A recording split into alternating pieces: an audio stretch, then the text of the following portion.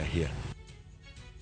Gikone to jowuoth matiyo gi apaya ma Nairobi kochomo Nakuru no nyalo dhi nyime gi wuoth gi manotok yawo apaya no ero mabende nodinore kaluwore kod dhugruok geche.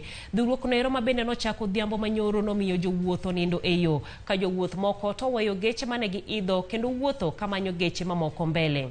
Jowuoth manotemo tiyo kod apeyni mamoko noyudore midhiero machielo bang' geche mag moko e chuodho kaluwore gi koth mane ochwe e gwengego.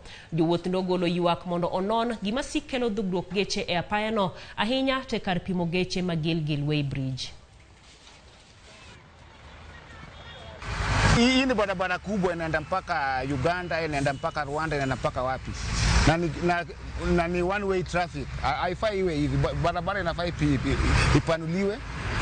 Tumelose many man hours hapa. Kama mtu angekuwa mgonjwa ama nini anaweza kufia hapa. So tunaomba serikali tutengenezee hii barabara at least ikuwe kubwa.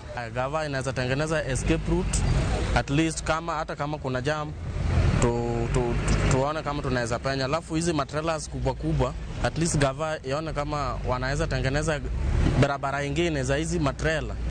Ndio angalau hizi watu wenye tuko na magari ndogo hata kama kuna jam tuone kama tunaweza enda na njia zetu.